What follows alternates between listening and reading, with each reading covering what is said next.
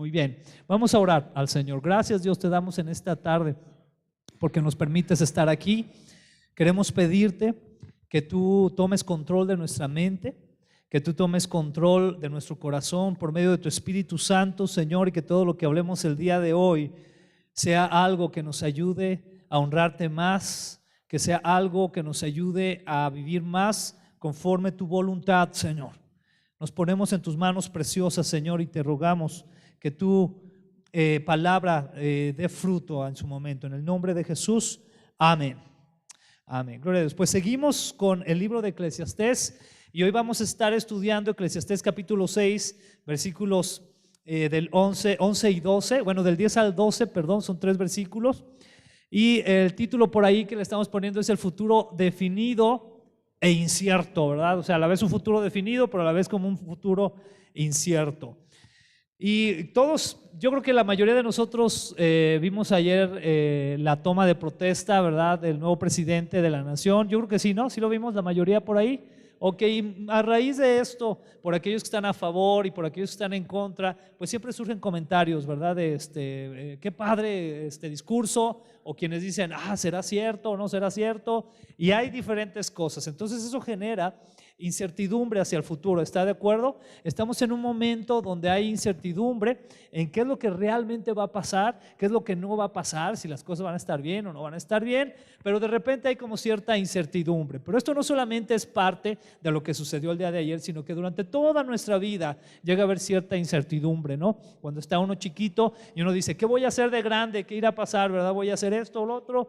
Y ya después cuando estamos en la secundaria, en la prepa y tenemos que decidir, algunos por ahí deciden un día antes de ir a hacer el examen de admisión a la universidad, ¿verdad? Están, pues lo voy a poner a esta carrera, y es una situación que vivimos día a día. Los que se van a casar, con quién se van a casar, ¿verdad? Los que están pensando en 2, 3 prospectos ahí de los jóvenes y dicen, ¿será este o será esta o esta? Y están así con cierta incertidumbre, ¿verdad?, en su corazón. Pero así es la vida. De repente hay incertidumbres, hay un futuro que puede verse definido, pero también hay un futuro incierto. Entonces, en este sentido, vemos en la palabra del Señor que nos habla, allí en Eclesiastés, capítulo 6, versículos del 10 al 12, dice así: todo ha sido decidido. Ya se sabía desde hace tiempo lo que cada persona habría de ser. Así que no sirve de nada discutir con Dios acerca de tu destino. Cuantas más palabras decimos, menos sentido tienen. Entonces, ¿para qué sirven? En la brevedad de nuestra vida sin sentido, ¿quién conoce cómo pasar mejor nuestros días? Nuestra vida es como una sombra.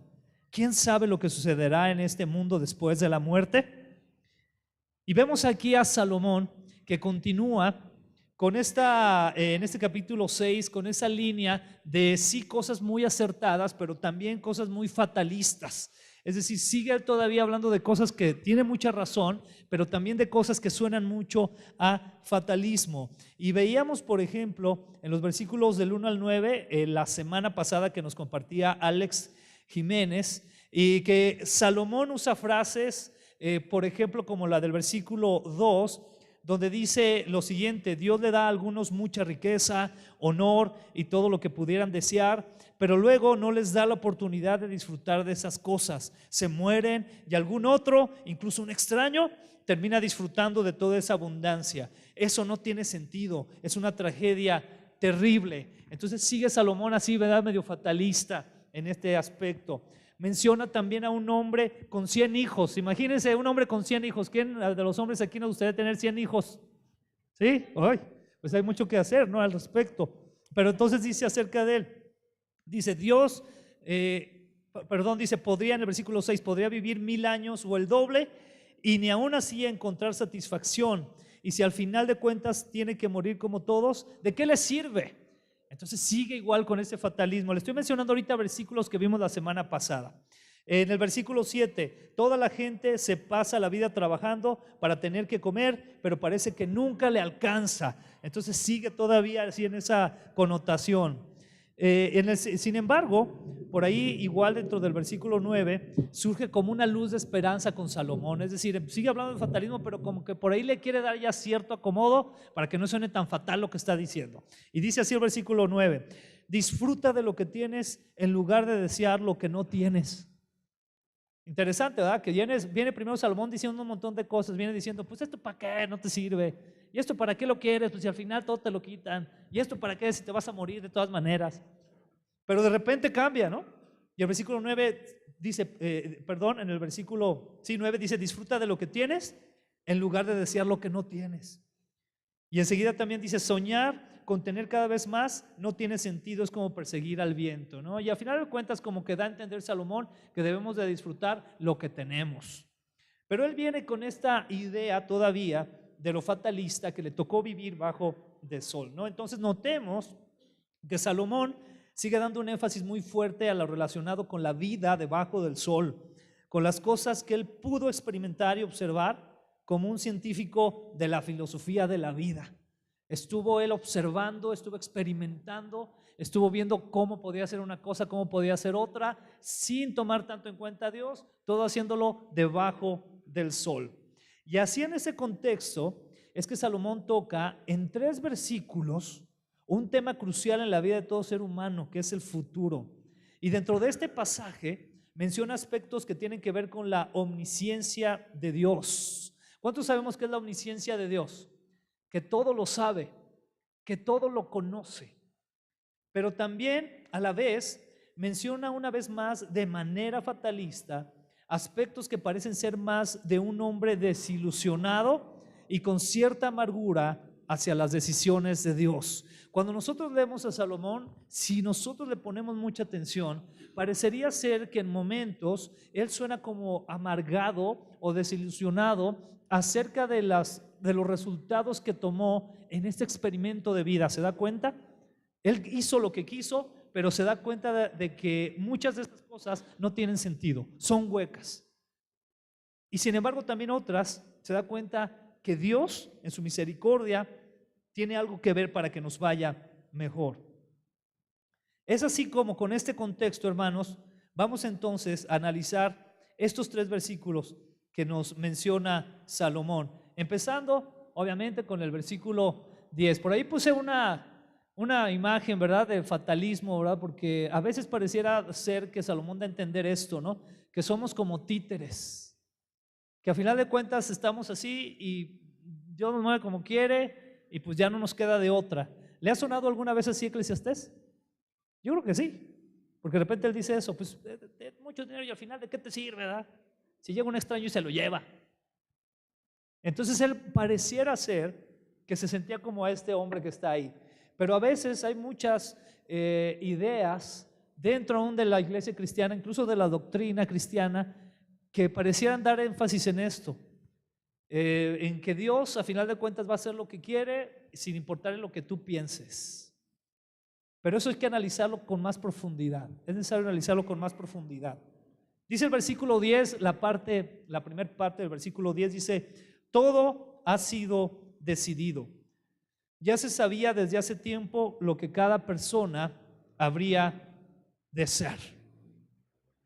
Y esto tiene varias connotaciones. Una de las connotaciones que tiene es que Dios ya conocía en general cómo era el ser humano, cómo iba a ser el ser humano, cuáles iban a ser sus características, cuál iba a ser su naturaleza tal vez rebelde, su naturaleza de no querer conocer de Él, de no querer prestarle atención. Pero también tiene otra connotación. La otra connotación que tiene es lo individual, que parecería ser que Dios ya conoce de cada uno de nosotros qué es lo que va a suceder, qué es lo que va a pasar.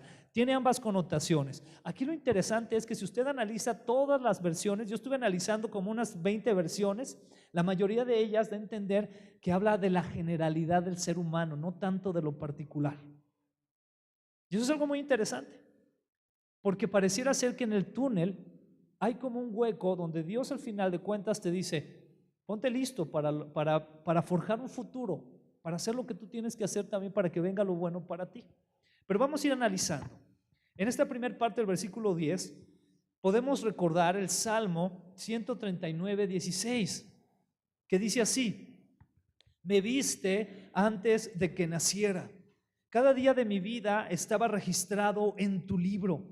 Cada momento fue diseñado antes de que un solo día pasara. ¿Y qué podemos ver? Que Él nos vio antes de nacer. Y aquí está la grandeza de la omnisciencia de Dios. Y es una omnisciencia que cuando nosotros lo estudiamos más a fondo, nos damos cuenta que Dios, de alguna manera impresionante, tiene la capacidad de ver el pasado, el presente y el futuro en una misma imagen. ¿Alguien se ha imaginado tener esa capacidad? Eso está tremendo, ¿no? Imagínense tener la capacidad de ver el pasado, el presente y el futuro en una misma imagen. Y no solamente eso, sino tener la capacidad de vivirlo de esa manera. Está como de locos, ¿no? Imagínense tener la capacidad de vivir hoy, pero vivirlo en el mañana y vivirlo ayer. ¿Les suena lógico? Y sin embargo, esa es parte de la omnipresencia y la omnisciencia de Dios. No quiero entrar ahorita en aspectos científicos, ¿verdad? Pero por ahí alguna ocasión en una de las reuniones de académicos y profesionistas por la verdad de APB, que nos compartía Gerson, algunos de los que están aquí estuvieron en esa reunión. Gerson, él es doctor en física, sí es en física, matemática, algo así. Y él nos compartía acerca de una teoría que ya está, es una teoría que ya está respaldada, es decir, que ya está comprobada acerca de la realidad. Y se le conoce como la teoría de cuerdas. Y es una teoría donde se habla precisamente de este principio del tiempo y del espacio. Cómo no es algo realmente que nosotros vemos y cómo puede haber diferentes realidades. Es algo muy profundo. De hecho, cuando terminamos nos quedamos todos así como que, ¿qué onda, verdad? O sea, ¿qué nos quiso decir? Pero a mí en lo personal, eso me llevó a pensar en que es una manera de entender la omnisciencia de Dios. Que Dios ve todo el panorama de una y por todas. Usted y yo no. Nos queda muy claro, ¿verdad? Vivimos el presente, vivimos con los recuerdos del pasado y no sabemos qué vaya a suceder en el futuro. Pero Dios no. Dios tiene la capacidad de ver toda la imagen al mismo tiempo y eso nos debe de hacer entender la grandeza de Él. Porque es Dios. ¿Se da cuenta? Lo maravilloso que es, lo grande que es la mente de Dios.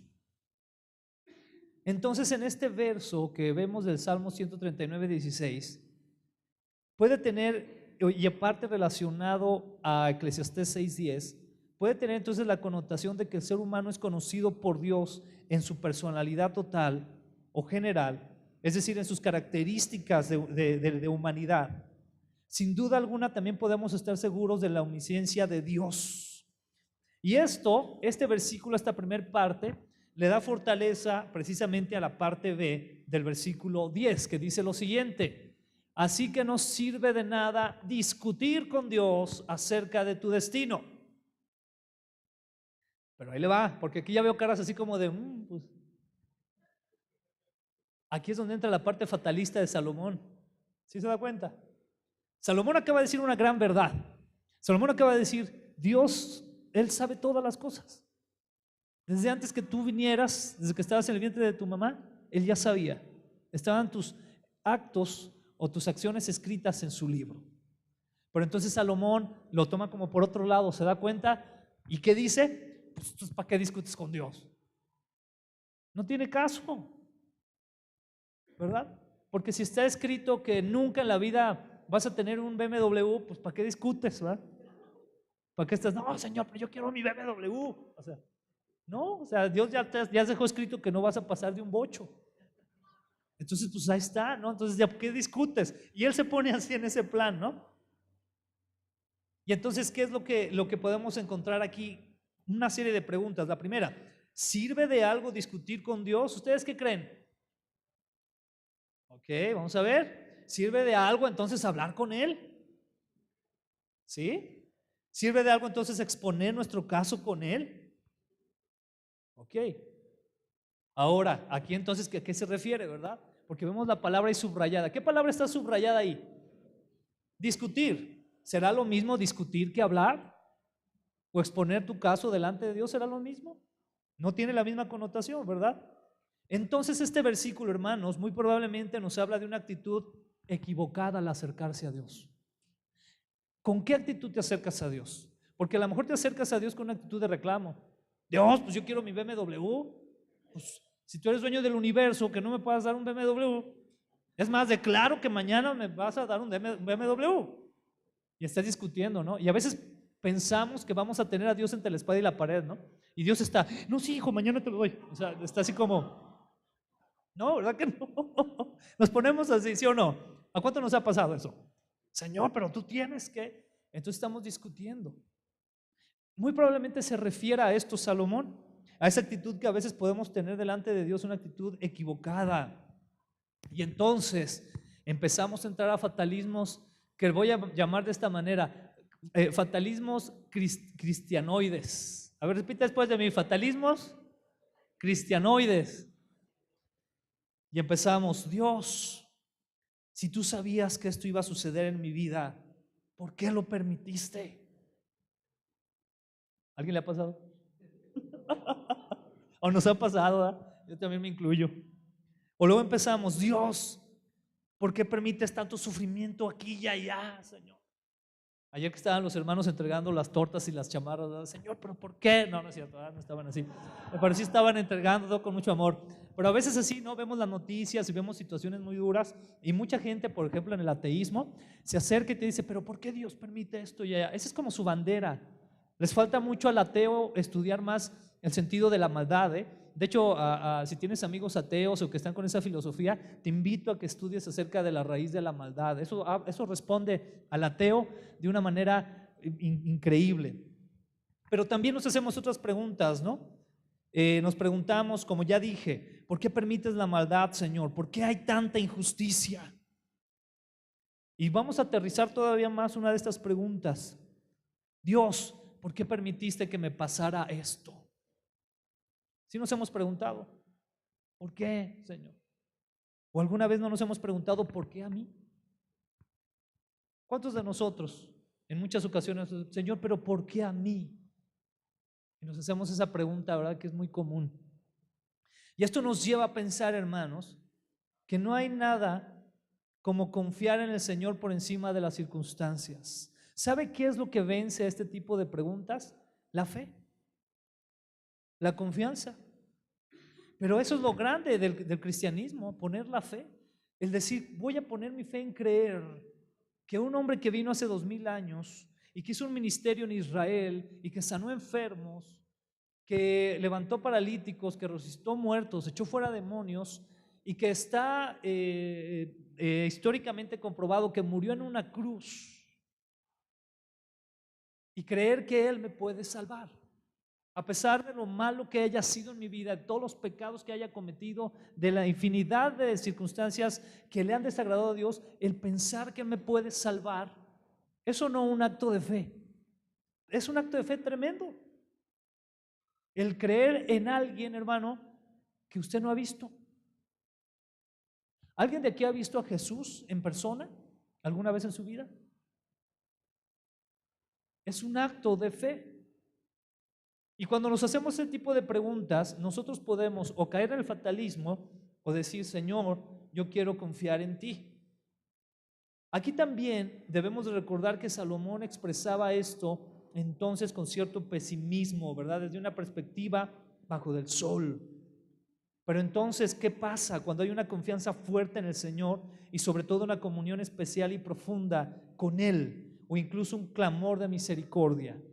¿Quiere que le dé pruebas de cómo pareciera ser que podemos cambiar las decisiones de Dios? Están muy serios, ¿verdad? Así como, caray, ¿verdad? ¿Cómo está eso? ¿Cómo que no? ¿Se puede o no? ¿Quiere que le dé pruebas bíblicas? Pues no las traje hoy, se las voy a traer el próximo. No, no se crea. No, sí le voy a decir. Le voy a decir, no se preocupe.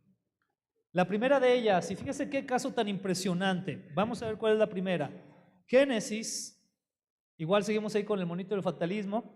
Génesis capítulo 4, versículos 13 al 15, que nos habla de un personaje de unas características muy peculiares. Caín. Caín. Sabemos que Caín fue el primer homicida de la tierra. Todos recordamos, ¿verdad? ¿Qué hizo Caín? ¿A quién mató? A su hermano. Qué tremendo, ¿no? Y después de que mató a su hermano, sucede lo siguiente, versículo 13, el Señor lo busca, ¿no? Y le habla, y Caín dice así, Caín respondió al Señor, mi castigo es demasiado grande para soportarlo, me has expulsado de la tierra y de tu presencia, me has hecho un vagabundo sin hogar. Cualquiera que me encuentre me matará. El Señor respondió, no, porque yo castigaré 7 veces a cualquiera que te mate. Y viene aquí un entonces. Eso es muy interesante. Dice, entonces el Señor le puso una marca a Caín como advertencia para cualquiera que intentara matarlo. ¿Sabe por qué surge el ese entonces? Porque el momento en que Caín le dice al Señor que cualquiera que lo viera lo iba a matar, el Señor decide a raíz de ese comentario de Caín poner una marca en él. Entonces dice, ok, entonces para que cualquiera que te vea no te mate, entonces voy a poner una marca en ti. ¿Qué tipo de clamor encontramos aquí? Pues encontramos el clamor de una persona que ni siquiera realmente era temerosa a Dios de corazón, ¿no? Porque se atrevió a matar a su hermano, imagínense. Sin embargo, a raíz de este como reclamo que hace Caín, dice la palabra, entonces Dios decide poner una marca en él. Es interesante eso. Nos puede sonar como que, bueno, pero eso qué tiene que ver con que si Dios cambia o no de opinión, ¿verdad?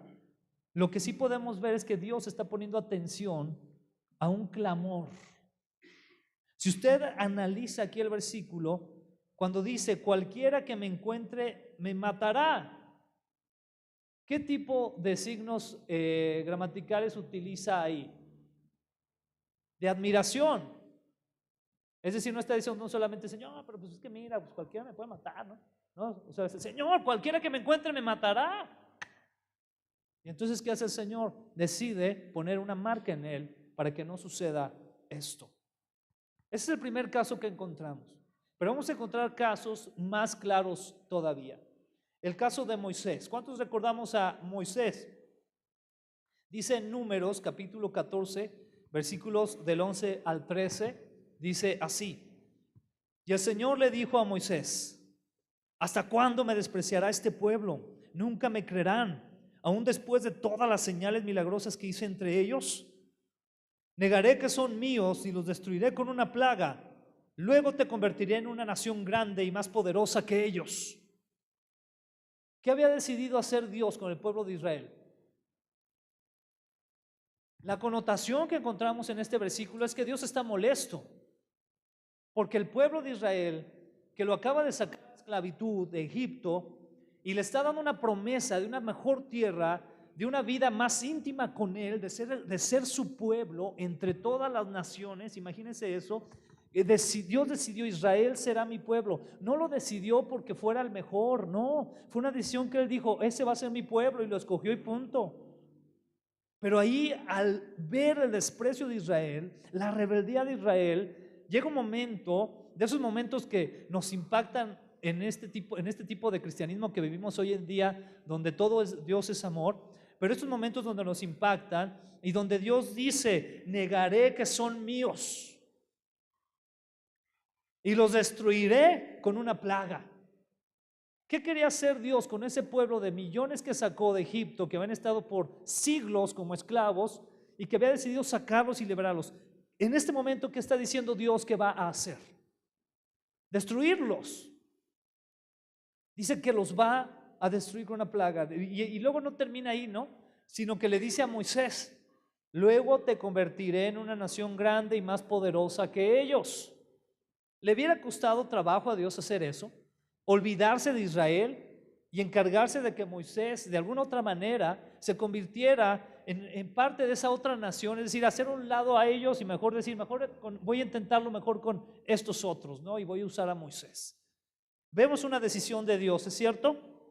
Pero entonces aquí sucede algo interesante. Fíjese, Moisés recibe esta carga, ¿no? Moisés pudo haber dicho, bueno, pues está bien, Señor, tienes razón, al cabo que a mí ya me incluiste, a mí no me vas a destruir, ¿no? Pues sí.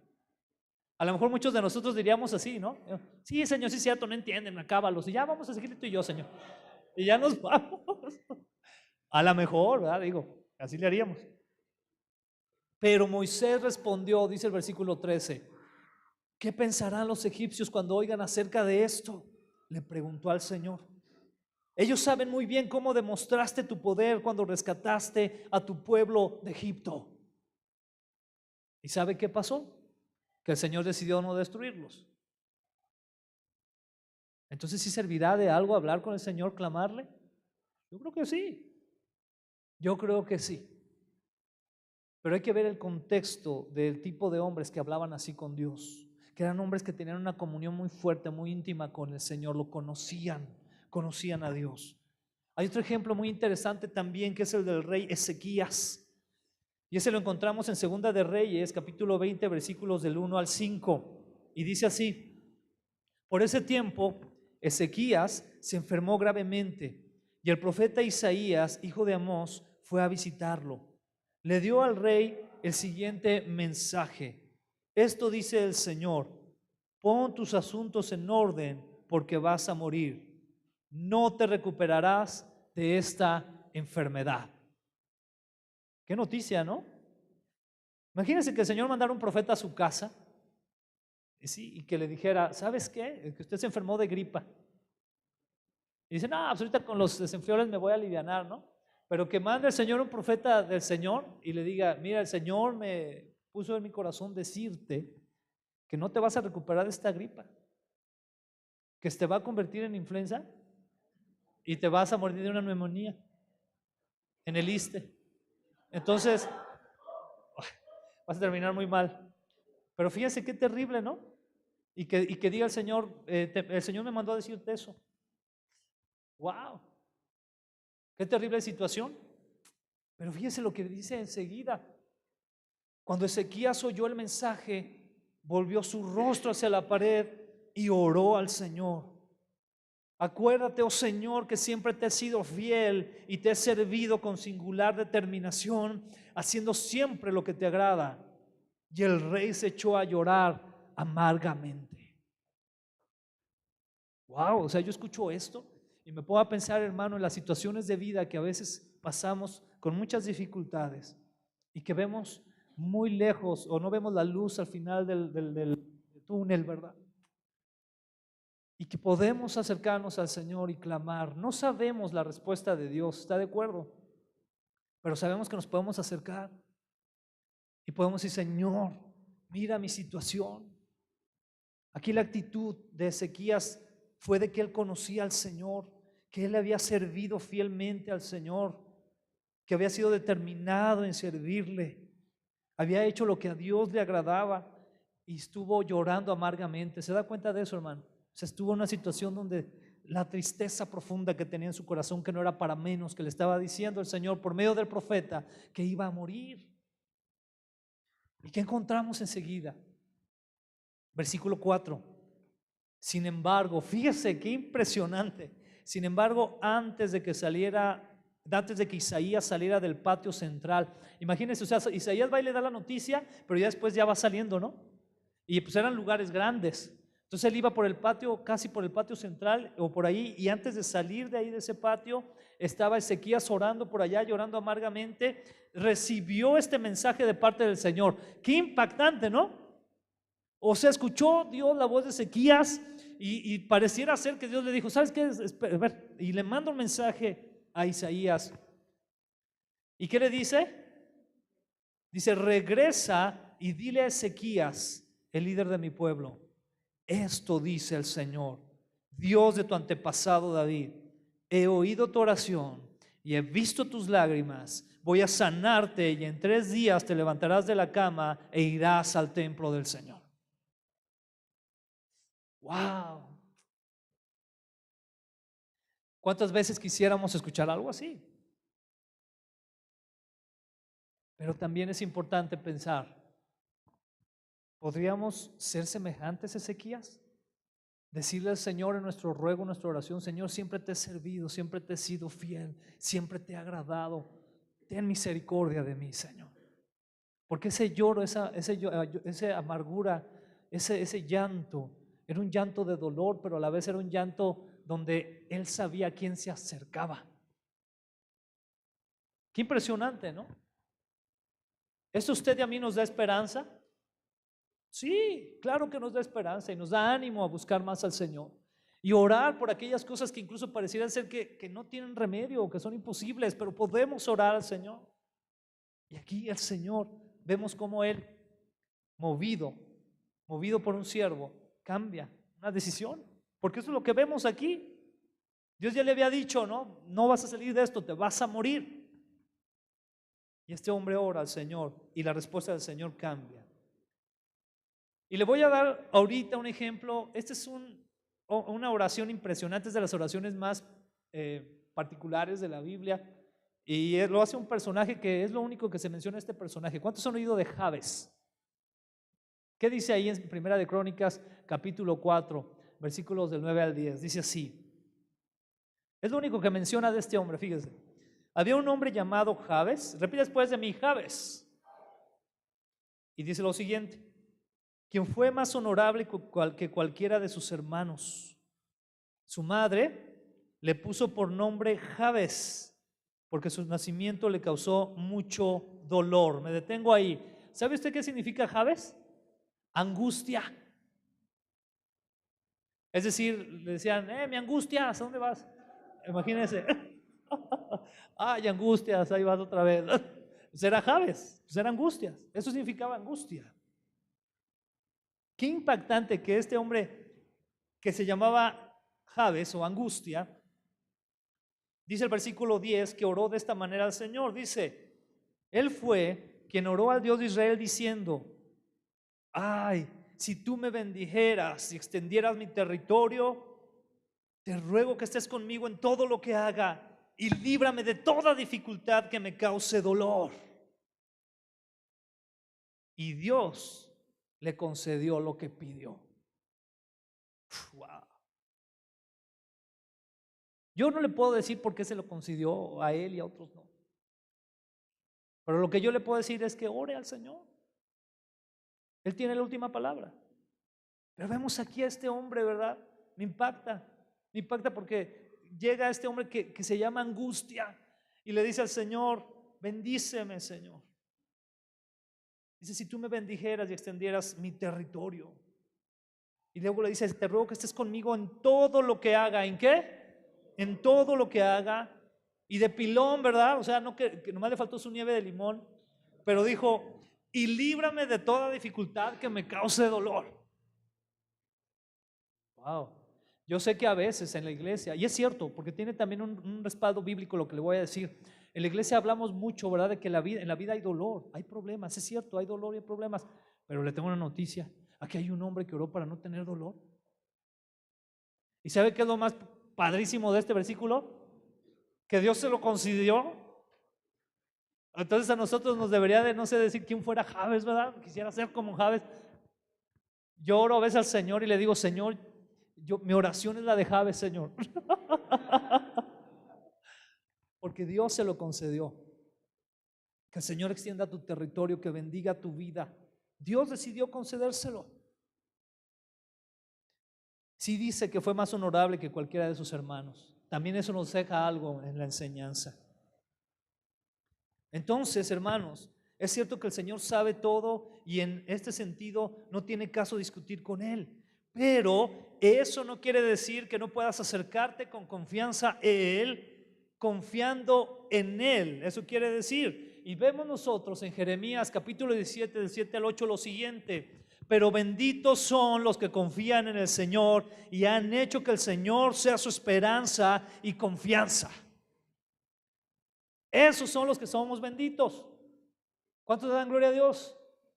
Porque hemos hecho del Señor nuestra esperanza y confianza. Y dice versículo 8 que tiene mucha relación con el Salmo 1, ¿verdad? Por ahí también, muy precioso salmo. Dice, son como árboles plantados junto a la ribera de un río, con raíces que se hunden en las aguas. A esos árboles no les afecta el calor, ni temen los largos meses de sequía. Sus hojas están siempre verdes y nunca dejarán de producir fruto. ¿Cuándo dejarán de producir fruto? Nunca. Los que confían en el Señor y han hecho que el Señor sea su esperanza y confianza. Vamos entrando a la parte final. Dice Eclesiastés capítulo 6, versículos, le voy a leer primero Proverbios, se me iba ese versículo, perdón. Proverbios 10, 19 dice, aquí me equivoqué, perdón, sí estamos todavía en el mismo contexto, perdón. En Eclesiastés 6, versículos del 11 al 12, vamos a encontrar lo siguiente. Dice el versículo 11, déjenme ver si lo puse por aquí. Perdón, déjenme checar porque me parece que me faltó ese versículo. Se lo voy a leer porque no lo puse, ya es contexto de lo que le voy a decir enseguida. El versículo 11 del capítulo 6 de Eclesiastés dice así: cuantas más palabras decimos, menos sentido tienen. Entonces, ¿para qué sirven? Y cuando usted y yo lo conectamos aquí a Proverbios 10:19, dice: hablar demasiado conduce al pecado. Sé prudente y mantén la boca cerrada. ¿Qué nos quiere decir entonces ahora aquí Salomón? Que todo lo que digamos debe de estar lo mejor aterrizado posible, debe de estar lo mejor pensado posible, que nuestras palabras no sean nada más palabras por aventar al viento, sino que tengan un objetivo, porque aún la palabra nos dice que de toda palabra ociosa habrá juicio. Entonces, cuidado con lo que decimos, pensemos muy bien lo que vamos a decir, porque tiene esta relación. Es evidente entonces que la mucha palabrería no es buena. ¿Está de acuerdo? Cuando decimos y decimos y decimos algo con las personas, la mucha palabrería no tiene sentido. Debemos de pensar lo que vamos a decir. Pero veamos también el otro lado de la moneda de esto. Esto quiere decir que al cuidar nuestras palabras, eso nos va a ayudar a que nuestras palabras sirvan para honrar a Dios y para amar a los nuestros. Salmo 51:15 dice lo siguiente: desata mis labios, oh Señor, para que mi boca pueda alabarte. ¿Cuál es una de las cosas entonces por las cuales usted y yo debemos de hablar o exponer palabras? Para alabar a Dios, para exaltar a Dios. ¿Sabe que no es casualidad que a veces cueste tanto trabajo el que nuestros labios adoren y declaren la grandeza de Dios? ¿Sabe por qué puede ser? Porque a veces hay ciertas ataduras o ciertas influencias espirituales que no quieren dejarnos que exaltemos la grandeza de Dios, porque eso es real. Pero aquí entonces dice: desata mis labios. ¿Qué le está pidiendo al Señor? Que desate sus labios. ¿Sabe por qué? Porque probablemente para él en sí mismo era difícil hacerlo. ¿Quién lo puede hacer entonces? El Señor. Dice: desátalos para que mi boca pueda alabarte. A veces hay muchas cosas, hermanos, y eso tiene mucho que ver también con los problemas que afrontamos en la vida o las circunstancias de vida que cierran nuestros labios. Y en nuestra propia fuerza difícilmente podemos abrirlos y declarar la grandeza de Dios, declarar, reconocer quién es Él. Si usted está en una situación así, ore como el salmista. Pídele al Señor que desate sus labios para alabar su nombre, para reconocer al Señor. Que no estén cerrados. En el Nuevo Testamento, en el libro de Hebreos, capítulo 13:15, nos encontramos lo siguiente: por lo tanto, ¿por medio de quién? Fíjese una vez más, se fija la relación que tiene aquí Hebreos 13:15 con el Salmo 51:15. ¿Qué le está diciendo ahí el salmista? ¿A quién le está diciendo el salmista que le desate los labios? ¿A quién? Al Señor, a Dios. Y en Hebreos 13:15, ¿qué dice? Por lo tanto, ¿por medio de quién? De Jesús, ¿qué? Ofrezcamos un sacrificio continuo de alabanza. La Reina Valera dice: fruto de labios. Dice: mediante el cual proclamemos nuestra lealtad a su nombre. ¿Es algo que realmente nacerá de nosotros solamente? No, es por medio de Jesús. Es con la ayuda del Señor que Él desata nuestros labios y entonces podemos usar nuestras palabras para exaltar al Señor. En relación también a este capítulo, en el versículo 12, que estamos del capítulo 6 de Eclesiastés, regresando ahí al capítulo 6 de Eclesiastés, versículo 12, dice así: en la brevedad de nuestra vida sin sentido, ¿quién conoce cómo pasar mejor nuestros días? Nuestra vida es como una sombra. ¿Quién sabe lo que sucederá en este mundo después de la muerte? Y volvemos a ver cómo Salomón parece que está haciendo un contraste. Primero hablando de cosas que tienen que podemos tener la certeza de que son así, pero a la vez llegando otra vez a ese fatalismo, ¿no? ¿Por qué? Porque es cierto que nuestra vida es algo muy breve, eso es cierto. Si usted compara su vida con todas las décadas de historia, todos los siglos de historia, los miles de años de historia, se dará cuenta que nuestra vida es como muy breve, muy pequeña. Pero entonces encontramos también, por ejemplo, en el Salmo 39:4 que dice: Señor, recuérdame lo breve que será mi tiempo sobre la tierra. Recuérdame que mis días están contados y cuán fugaz es mi vida. Hay por ahí un dicho que dice que si nosotros, en vez de decir que tenemos un día más de vida, tenemos un día menos de vida, entenderíamos más y apreciaríamos más nuestra estancia en esta tierra. ¿Se ha puesto a pensar eso?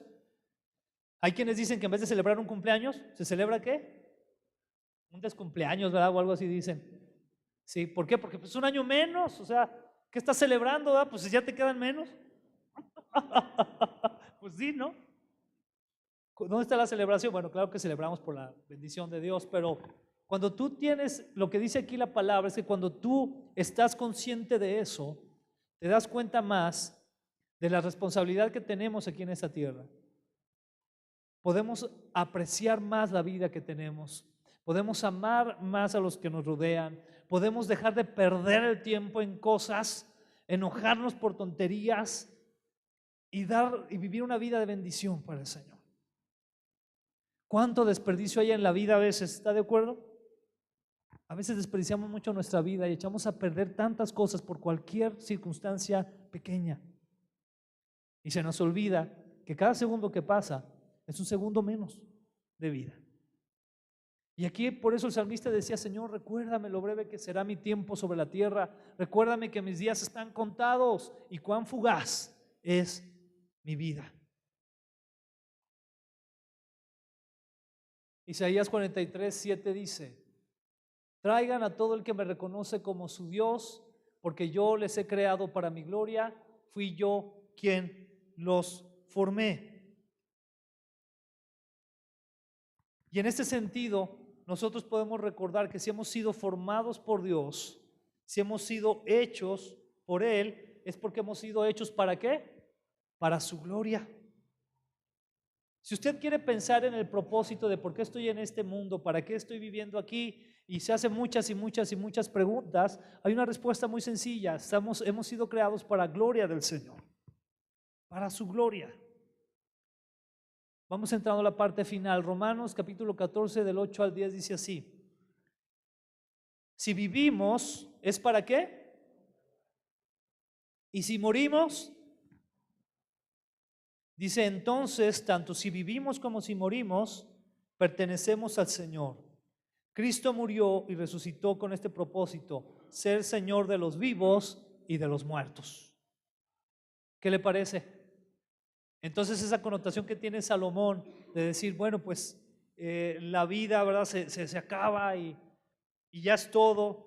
Nosotros, en nuestra perspectiva, por encima del sol, no debajo del sol, debemos de recordar siempre que pertenecemos al Señor, que si vivimos somos de Él y que si morimos somos de Él. ¿Cuántos lo creen así verdaderamente? No es que estemos pensando en la muerte, pero se trata de recordar que pase lo que pase, somos de Él. Pase lo que pase, somos de Él. Cuando se está debajo del sol, para muchas personas, la vida puede parecer sin sentido. Y la muerte, una incertidumbre fatal. Pero cuando estamos en Cristo, cuando hemos sido acercados a Dios por medio de Jesús, la vida y aún la muerte cobran sentido. ¿No le da gloria a Dios por eso? Sé que no nos gusta pensar, es normal, ¿verdad? O sea, no nos gusta pensar en, bueno, un día voy a morir y un día va a haber un funeral y un día se va a estar bajo tierra o se va a cremar, yo no sé. No nos gusta pensar en eso porque también el Señor ha puesto eternidad en nuestro corazón. Pero cuando estamos en Cristo, podemos tener la confianza de que pase lo que pase, somos de Él y para Él. Esa es la esperanza en gloria que tenemos en Cristo. Entonces, ¿sabe qué? Que ahí debería de dejar de ser tan fatal el asunto y tan deprimente, porque podemos confiar en el Señor. Como conclusión, Proverbios 3, versículo 5 dice lo siguiente: confía en el Señor, ¿con qué? Con todo tu corazón. No dependas de tu propio entendimiento. Si vamos a saber qué va a pasar en el futuro, tenemos cierta confianza en el futuro, está bien. Si tenemos la incertidumbre, pues es normal. Pero por encima de creer saber lo que va a pasar en el futuro o tener una incertidumbre del futuro, tomemos esta palabra del Señor que dice que confiemos en Él con todo nuestro corazón y que no dependamos de nuestro propio entendimiento. Voy a repetir esto. Y lo voy a repetir porque vivimos en una cultura donde al conocimiento se le ha dado un valor predominante. Se lo voy a repetir. Al conocimiento se le ha dado un valor predominante. Ahorita usted, cualquier cosa que quiera saber, basta con apretarle a su celular, ahí a la función del micrófono y decirle, quiero que me digas qué significa tal cosa. ¿Y qué sucede? Se lo dice. Conocimiento, información. ¿Sabe usted que actualmente la nación más poderosa no es la que tiene más dinero? Es la que tiene más información, la que tiene más conocimiento. Por eso es un arma de dos filos. Porque al pensar que tenemos ya el conocimiento necesario, entonces confiamos en nuestro entendimiento y comenzamos a decir, yo sé cómo hacer las cosas, yo sé cómo hacerlo. Yo sé, no me digas, yo sé. Pero la realidad es que nuestra confianza debe depender de todo nuestro corazón en el Señor y no en nuestro propio entendimiento. Solamente en Él. Termino con lo siguiente. Hubo una vez un hombre que estaba en un avión y al estar en ese avión era un hombre cristiano que temía a Dios. Él empezó a pasar, el avión comenzó a pasar por una turbulencia terrible. Había rayos, había mucha lluvia, el avión no podía surcar por encima de las nubes y estaba pasando una estación terrible, de esas turbulencias donde todo el mundo grita y están brincando peor que el camión, el avión, y es una estación muy fea, ¿no? ¿A alguien le ha tocado estar en una turbulencia así? Es horrible. Y estando ahí, él estaba orando y decía, Señor, bueno, pues ¿qué es lo que va a pasar, verdad? ¿Qué hacemos? Empezó a orar así, Señor, ¿qué hacemos? Y el Señor le habló a su corazón y le dijo, ¿te acuerdas cuando mi hijo calmó la tormenta y oró y pidió que se calmara la tormenta? Haz lo mismo. Y él se puso de pie y en el nombre de Jesús le dio la orden a la tormenta para que se calmara. Dijo, tormenta, en el nombre de Jesús, cálmate. Y se calmó la tormenta. Y el avión otra vez surcó de manera normal, sin problema. Sin embargo, pasó un momento y entraron en una turbulencia más fuerte todavía. Y estando en medio de esa turbulencia, ¿qué cree que fue lo que hizo este hombre? Se paró y dijo, cálmate tormenta en el nombre de Jesús. ¿Y sabe qué fue lo que pasó? No se calmó. Y se volvió, y otra vez, tormenta, cálmate en el nombre de Jesús. ¿Y sabe qué fue lo que pasó? No se calmó. Y entonces él se puso a orar y dijo, Señor, ¿qué pasa? ¿Por qué la tormenta ahora no se calma, Señor? ¿Qué pasó? ¿Qué es lo que sucedió? Si hace rato tú me dijiste que me parara y orara para que la tormenta se calmara. Y ahorita que me paré y oré para que se calmara, no se calmó. ¿Qué fue lo que sucedió, Señor? Y el Señor le habló a su corazón y le dijo, hijo, es que la primera vez me preguntaste qué hacer. Y la segunda ya no me preguntaste. Yo no te dije que oraras para que calmaras la tormenta. No me lo preguntaste. Y a veces damos por hecho nosotros en nuestra vida que las cosas deben de ser de determinada manera, ¿no? Y aún como cristianos generamos así rituales. Esto va a ser así y debe ser así y así va a ser. Porque no queremos preguntarle antes al Señor. Cada paso de nuestra vida, al confiar en el Señor y no en nuestro entendimiento, cada paso va a estar fundamentado, debe estar fundamentado en doblar nuestras rodillas y preguntarle al Señor, Señor, ¿qué quieres que haga? Jóvenes, pregúntenle al Señor, Señor, ¿con quién quieres que me case? No se apoyen en su propia prudencia, que porque lo ven bañado diario. Pregúntenle al Señor, ¿verdad? También los chicos que están por estudiar, Señor, ¿qué quieres que estudie? Señor, ¿qué quieres que trabaje? Señor, tengo tal problema, tal circunstancia. ¿Cómo la resuelvo, Señor? ¿Qué hago? ¿Cuántos de nosotros realmente en nuestra vida apoyamos toda nuestra confianza en el Señor de tal forma que aunque creamos, fíjese bien hermano, que aunque creamos saber cómo resolver algo, nuestra prioridad es antes preguntarle al Señor? Eso es lo que va a definir realmente nuestro futuro en Él. Apoyarnos y confiar solamente en Él de todo nuestro corazón. Cierre sus ojos ahí en su lugar. Señor, gracias por tu palabra. Gracias porque independientemente, Señor, de lo que podamos ver o percibir, lo que podamos percibir con nuestros sentidos, independientemente de todo eso, nosotros queremos confiar en ti, Señor. Padre, ayúdanos a no apoyarnos solo en nuestro propio entendimiento, sino fiarnos de ti de todo nuestro corazón, Señor.